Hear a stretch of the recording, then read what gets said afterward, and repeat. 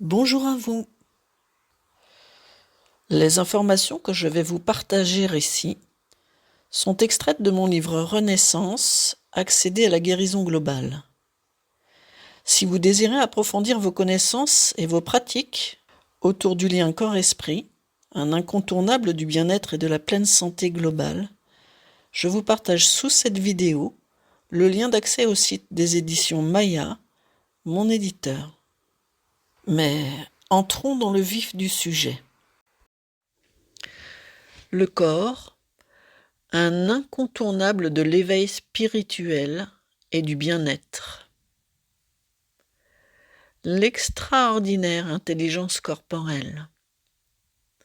Le corps, en tant que seul support de vie qui nous permette d'être au monde, en tant qu'interface première avec notre environnement et nous-mêmes, est l'interlocuteur privilégié de notre fonctionnement, de nos choix, et au bout du compte de notre existence dans ce monde. Notre corps porte son intelligence propre, et cela, dans nos sociétés tellement focalisées et imprégnées du mental égotique, on en est presque totalement inconscient. C'est pourquoi je m'attache à remettre en lumière dans cette vidéo le rôle essentiel du corps dans notre capacité à bien gérer notre vie, à avancer, à nous épanouir, à être en santé, à vivre heureux et à nous mettre en lien avec l'énergie vibratoire universelle. L'importance du corps et de ses émotions. Lorsque je parle de corps, je parle toujours de corps global, c'est-à-dire du corps comprenant notre physiologie, notre matière, le cerveau, les muscles, les os, les cellules, les fascias, le sang, la lymphe, les hormones, les viscères, le système nerveux, mais aussi nos pensées vibratoires, conscientes et inconscientes, et nos émotions, à la fois chimiques et vibratoires, et enfin, du corps énergétique, ou plutôt de nos différents corps énergétiques, parce que notre corps, c'est tout ça à la fois. Le corps global est donc notre support de vie matériel et énergétique. C'est par lui que nous traversons la vie, que nous vivons nos expériences et que nous mémorisons nos vécus. Il est à la fois matière et énergie. Il est notre interface entre notre vie matérielle et notre vie spirituelle. Il est le lieu de convergence de notre matière et de notre âme. J'y reviendrai dans une autre vidéo. Le corps matière influence toute notre vie. Un corps dense, tendu, stressé, douloureux, favorise l'immobilité physique, chimique, électromagnétique et vibratoire. Un corps détendu, au contraire, favorise une libre circulation de l'information, qu'elle soit physique, gestuelle et tonique, biologique, chimique ou vibratoire. Plus notre corps est détendu, et plus la circulation d'informations se fait de manière fluide, libre, et plus cette circulation favorise le bien-être, la joie, la santé et l'éveil de conscience. Le langage des émotions, une communication vibratoire et biologique. Mais au fait, qu'est-ce qu'une émotion ?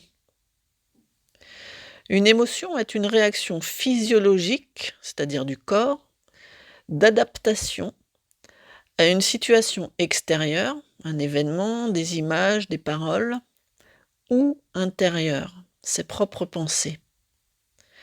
Cette réaction est destinée à transmettre un message, à nous-mêmes d'abord, notre cerveau et notre corps, et à nos interlocuteurs extérieurs. Cette information permet à notre corps d'adapter son fonctionnement physiologique afin d'optimiser nos réactions face à la situation, afin que nous puissions traverser l'épreuve dans les meilleures conditions. L'émotion a aussi pour mission de rendre visible à l'extérieur ce que nous ressentons, afin que notre interlocuteur éventuel adapte son comportement à ce qui nous traverse. Vous l'aurez compris, notre corps global communique en permanence aussi bien de nous à nous, corps-cerveau et cerveau-corps, mais également de nous à l'extérieur. Il communique de manière chimique, électrochimique et électromagnétique. Notre cœur émet des ondes électromagnétiques très puissantes. Nos viscères digestifs, notre cerveau émettent également des ondes vibratoires et ou chimiques que nous appelons émotions. Notre corps, par les émotions qu'il diffuse sous forme chimique, vibratoire et tonique, tension ou relâchement tissulaire, parle. Ces émotions sont destinées à communiquer, et si nous n'écoutons pas le message en nous, si nous ne le laissons pas filtrer à l'extérieur, si nous l'éteignons à coups de médicaments ou d'hyperactivité, si nous tentons de le faire taire, il revient inlassablement jusqu'à ce que nous l'entendions. Il revient et devient de plus en plus visible. D'émotions discrètes, il se transforme en émotions envahissantes, en stress chronique, puis il déclenche ce que nous appelons des somatisations, les maux du corps, les maladies et les symptômes. Les souffrances psychologiques le précèdent ou le suivent. En sciences quantiques, lorsqu'on parle d'information, on désigne des vibrations ou des ondes. Une onde vibratoire ou électromagnétique, c'est de l'information, de la communication. Le monde, l'univers, tout ce qui existe est en fait un vaste champ d'ondes vibratoires et nous y participons. Nous sommes même constitués de cette même énergie vibratoire que tout ce qui existe dans l'univers. Cette énergie informative se transforme en matière dès lors qu'elle est suffisamment dense. C'est ce que nous sommes. C'est ce que sont les animaux, les plantes, tous les objets que nous pouvons voir et toucher. Un amalgame suffisamment dense de particules ondes vibratoires qui créent la matière. En physique quantique, l'onde, la vibration, et la particule, la matière, ne sont qu'une seule et même entité qui change de forme suivant les besoins, la manière dont on la regarde ou la manière dont on la traite. Une onde particule n'a pas le même comportement suivant qu'elle est observée ou pas et suivant l'intention que porte à son égard l'observateur. Ce champ vibratoire étant de l'information pure, dès lors que nous vibrons au diapason, à la même fréquence qu'une autre, nous entrons en résonance avec cette même fréquence, ce qu'on appelle être sur la même longueur d'onde. Nous devenons cette fréquence.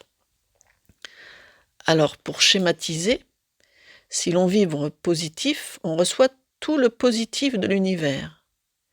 Si on vibre négatif, on récolte tout le négatif de l'univers.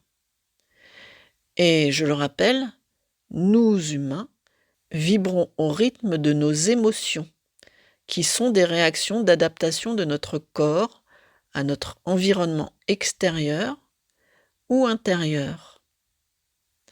Donc, plus on dégage de vibrations, des émotions, des pensées positives, et plus on attire de vibrations positives. Si on cultive volontairement le positif, en travaillant sur le plus de paramètres possibles, les émotions, les pensées conscientes et inconscientes, la confiance, les croyances adaptées, la gratitude, un corps ouvert et relâché, on attire le positif, ou plutôt l'agréable, car il n'y a pas de jugement de valeur dans le fonctionnement vibratoire. Vous l'aurez compris, lorsque le dicton populaire « qui se ressemble s'assemble » parle de personnes, Dans un univers de vibrations, on peut l'extrapoler à l'univers entier. Les événements, les situations de vie, les objets, les plantes, les animaux, les minéraux, les astres, d'où l'influence des planètes et autres satellites comme la Lune sur notre vie. L'importance de la mémoire. Il faut bien garder à l'esprit, ainsi que je le disais dans cette vidéo, que tout notre fonctionnement, qu'il soit physique, psychologique ou vibratoire, est fondé sur un principe de base: favoriser et optimiser la vie. La vie est l'objectif numéro 1 pour tout être vivant. Et si je tiens à ce que vous compreniez bien ce principe, dont vous pouvez retrouver les explications dans la vidéo dont vous trouverez le lien en dessous, c'est que c'est de cette règle de base que découle toute la suite de notre fonctionnement, de nos adaptations, de nos inadaptations. Car évidemment, malgré notre perfection, il y a quelques petites choses qui ne tournent pas toujours de manière parfaite parce que notre mental égotique très présent fait barrage. Nos sens dans le processus de mémorisation. Nos sens sont les premiers capteurs corporels de notre apprentissage, les premiers à intégrer une information venue de l'extérieur ou de l'intérieur de nous. La première étape qui mène à la connaissance et les premiers outils à nous transmettre une information liée à notre survie. Il y a tout d'abord nos sens extéroceptifs qui nous mettent en rapport avec le monde extérieur, ce sont les plus connus. La vue qui nous offre les informations visuelles, le toucher qui nous apporte l'information tactile, l'ouïe qui nous transmet l'information auditive, le goût qui nous donne l'information gustative pour savoir ce qui est bon ou mauvais dans notre fonction alimentaire, l'odorat qui nous sert à reconnaître ce qui est bon ou mauvais pour notre fonction vitale qu'est la respiration, par les bonnes ou les mauvaises odeurs qui peuvent indiquer un danger potentiel par exemple. Mais nous possédons également d'autres sens, moins connus, et pourtant tout aussi essentiels à notre survie. Les sens interoceptifs qui nous permettent de percevoir l'information interne, la proprioception qui est la fonction de la conscience de soi dans l'espace, liée à notre posture et aux informations articulaires, musculaires, les tensions, les relâchements, les fonctions du mouvement ou de l'immobilité, et l'interoception, ou la perception viscérale de nos émotions et de nos sensations internes, qui nous mène à ce qu'on appelle communément notre sixième sens, autrement dit l'intuition. Tous ces sens, intra- et extracorporels, sont donc la base de notre mémorisation, de l'analyse puis de l'intégration de nos expériences de vie dans notre fonctionnement quotidien. Et ces sens sont issus de notre corps, pas de notre mental. Le mental prend le relais après. J'y reviendrai plus en détail plus loin. Nos expériences corporelles sont ainsi intégrées au niveau de notre cartographie neuronale dans le cerveau, mais sont aussi mémorisées dans toutes les parties de notre corps qui possèdent des neurones autonomes.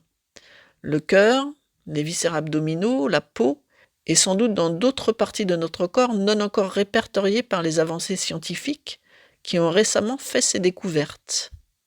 L'enregistrement de ces expériences se manifeste sous forme de connexions synaptiques. Certaines mémoires sont conscientes, d'autres inconscientes. Il est à noter que le fascia, ou le tissu conjonctif, est également un tissu mémoriel très sensible qui enregistre les informations sur le plan tonique, les crispations et les relâchements, partout dans le corps, depuis notre conception. Notre corps possède donc un large champ de conscience autonome. Si je souligne l'importance des sens dans notre processus de mémorisation, et donc de notre fonctionnement, c'est qu'ils sont également partie intégrante de la possibilité de conscientisation de notre corps global, et pas seulement au niveau de notre cerveau. On peut donc avoir une influence très concrète sur ce fonctionnement puisque la conscience permet de choisir comment et où porter son attention, quel sens en tirer, quoi faire de ces expériences notamment. Pour cela, il suffit d'utiliser les outils adaptés dont je vous parlerai dans d'autres vidéos. L'importance de la pensée. On l'a vu, toute pensée est créée à partir d'une expérience ressentie avec nos sens, à partir de notre interaction entre nous et notre monde intérieur ou extérieur. Aucune pensée n'existe sans cette interface qu'est l'émotion qui passe par l'utilisation de nos sens, tous nos sens. La pensée négative, ou plutôt désagréable, attire l'énergie négative ou désagréable. Lorsqu'on envoie dans cet univers d'informations vibratoires une pensée négative, qu'elle soit consciente ou inconsciente, qui s'associe forcément à une émotion désagréable, donc à une vibration dite négative, on reçoit ce que l'on a, souvent bien malgré soi, puisque l'on n'est conscient que d'une infime partie de ses pensées, demandées, du négatif, du désagréable. On envoie une demande vibratoire négative, on reçoit du négatif. De la même manière, si on lance une pensée qui est systématiquement associée à une émotion, donc à une vibration positive dans l'univers, on reçoit ce qu'on a demandé, du positif. C'est pourquoi, et vous l'avez peut-être déjà remarqué dans votre vie, lorsque vous allez mal, il ne vous arrive que des choses désagréables. Et lorsque vous allez bien, tout paraît simple, fluide, tout est facile. On attire ce que l'on est, ce que l'on vibre. C'est dur à entendre et sans doute injuste pour notre ego, mais c'est pourtant une réalité. La bonne nouvelle, c'est que nous avons tous tout le potentiel pour favoriser le positif et la vibration qui attirera le meilleur. C'est juste une question de choix et d'utilisation d'outils adaptés, et d'un peu de volonté et de persévérance, j'en conviens. Vous l'aurez sans doute deviné, ce fonctionnement s'appuie sur la fameuse loi d'attraction. La pensée associée à l'émotion est le plus puissant des moyens de communication et donc de création humaine qui existent. C'est à partir d'elle que nous créons notre monde. C'est pour ça que Gandhi disait « Change-toi et le monde changera ». Alors vous l'aurez compris, relier et harmoniser notre pensée à notre corps intelligent, en conscience, c'est entrer dans un alignement ou plutôt une union parfaite avec l'état vibratoire universel, c'est pouvoir communiquer avec tout ce qui est, c'est se relier à l'énergie vibratoire de communication universelle et divine. La somatopsychopédagogie, dont je vous parlerai dans une prochaine vidéo, est une méthode particulièrement adaptée pour accéder au subtil de l'intelligence somatopsychique, la développer et l'entretenir. La démarche pédagogique que je vous offre ici gratuitement est possible uniquement grâce à l'engagement ou la générosité d'une partie d'entre vous, et je remercie infiniment celles et ceux qui sont déjà dans cette action-là. Si vous aussi, vous souhaitez participer à ce mouvement lumineux, vous pouvez m'aider en partageant cette vidéo ou en la commentant, mais vous pouvez également me soutenir tout en vous offrant à vous-même, en achetant mon livre, en commandant mon soin Renaissance, ou en entrant dans une démarche personnelle, appuyée sur des séances individuelles. Vous trouverez mes coordonnées sous cette vidéo pour plus d'informations. Un don mensuel, à partir de 2 € par mois sur ma cagnotte Tipeee, ou un don ponctuel via mon PayPal, dont vous trouverez les coordonnées sous cette vidéo, seront également les bienvenus. Recevez toute ma gratitude pour votre présence et votre attention portée à ce partage. J'espère pouvoir encore longtemps accompagner votre chemin vers la lumière. Avec tout mon amour. À très bientôt pour une prochaine vidéo.